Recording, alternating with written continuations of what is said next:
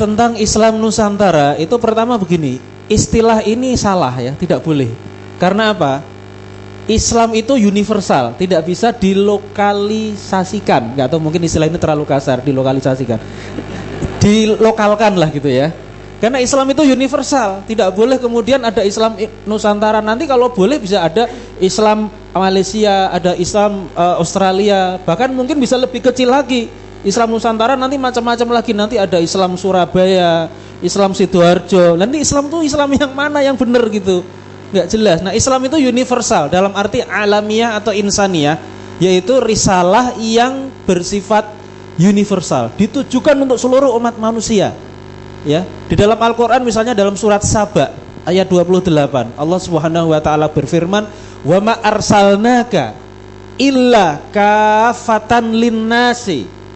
Wa ma arsalnaka, dan tidaklah kami yaitu Allah mengutus engkau Muhammad illa kecuali kafatan linnas, kecuali untuk seluruh manusia. Kafah itu seluruh manusia. Kafah itu bahasa Arab lalu diserap dalam bahasa Jawa kuno menjadi kapwa. Ya, itu di negara Kertagama 14 abad 14 ada istilah kapwa. Itu dari kata kafah. Jawa kuno, Jawa modern jadi kabeh. Ya.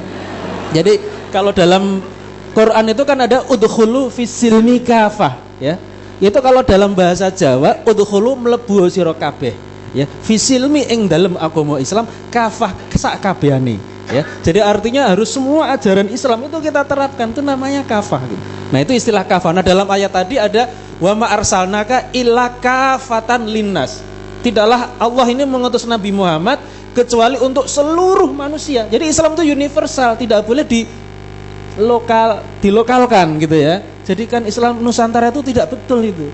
Dalam ayat yang lain misalnya dalam surat Al-A'raf ayat 158. Al-A'raf 158, "Qul ya ayuhan nasu inni rasulullahi ilaikum jami'an." Qul, katakanlah Muhammad, ini perintah Allah kepada Nabi Muhammad. Qul ya ayuhan nas, wahai manusia, ini sesungguhnya aku, yaitu Nabi Muhammad, Rasulullahi ilaikum jami'an. Sesungguhnya aku ini adalah utusan Allah untuk kamu semua, untuk semua manusia.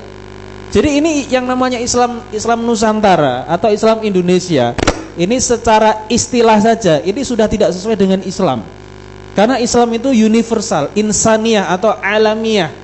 Ya, jadi tidak bisa Islam itu kemudian dilokalkan menjadi Islam Nusantara, ada Islam Indonesia. Apalagi yang kedua, ini alasan kenapa kita atau istilah itu sebenarnya kurang tepat ya, kurang baik untuk Indonesia. Jokowi mengatakan Islam Indonesia itu Islam yang ramah, penuh senyum. Ya.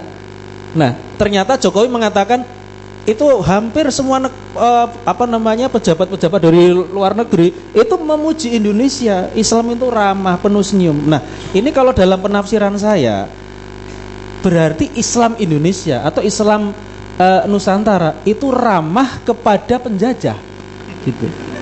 Artinya dia itu akan memberikan jalan kepada investasi asing. Ini sudah terbukti. Jokowi promosi Indonesia. Kalau Anda mau membangun infrastruktur silahkan, mau membangun jalan silahkan. Ini artinya apa? Islam Nusantara itu akan justru memberikan mudarat bagi bangsa Indonesia, akan melancarkan penjajahan. Ya, diantaranya investasi dari asing tadi, dari Cina.